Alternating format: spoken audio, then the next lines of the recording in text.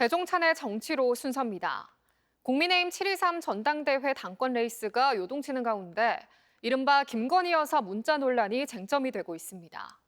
최상병 특검법에 대한 거부권 행사와 대통령 탄핵 청원 청문회 개최를 놓고 여야 간 공방도 격화되고 있습니다.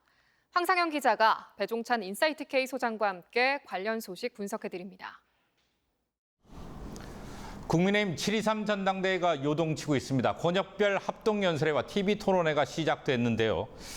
배 소장님, 여론조사를 본 현재 판세 어떻게 평가하십니까? 별다른 변화는 없는 것으로 보입니다. 국민의힘 지지층에서는 여전히 한동훈 후보 우세로, 추세로 읽을 수가 있고요. 그리고 특별히 이 전환점이 될 수 있는 변수, 브레이킹 포인트가 나오지 않고 있는데 중요한 것은 이제 당원들의 당심입니다. 이들 당원들의 표심은 좀 더 지켜보기는 해야 될 것으로 보입니다. 계속해서 방금 말씀하셨는데 이른바 김건희 여사의 문자 논란이 쟁점이 되고 있습니다. 이런 논란이 어느 후보에게 유리하게 작용할 것으로 보세요? 어느 후보에게도 특별히 유리할 건 없어 보입니다. 왜냐하면 복잡합니다.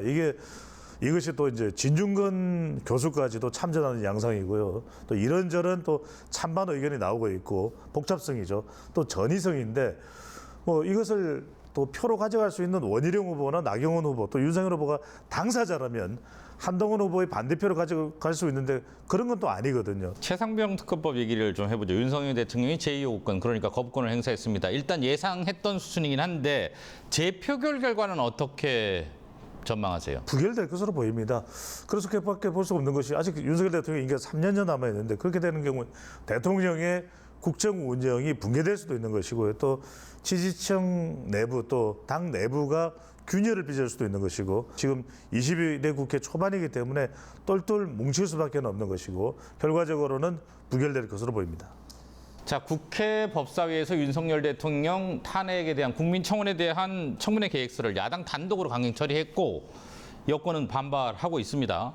어떻게 보세요, 이 부분은? 예상했던 일이죠. 정치 쟁점하는 거죠. 말 그대로 윤석열 대통령 탄핵을 주도하면서 민주당에서 야권에서 또 정치 쟁점화를 하는 것이고 이것이 또 이재명 전 대표의 또 당대표 연임 가능성이 높은데 또 이것이 이제 방탄하고도 맞대결되는 성격이거든요. 이재명 전 민주당 대표가 당대표 연임 도전을 공식화했습니다. 이제 김두관 전 의원과 김지수 한반도 미래경제포럼 대표가 3파전을 벌이게 됐는데 자, 이 선거도 어대명으로 간다고 봐야 하나요?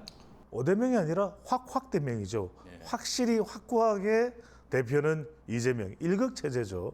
그것이 더 가소화된다.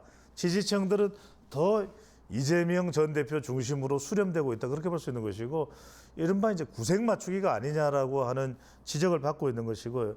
네, 오늘 여기까지 듣겠습니다. 고맙습니다.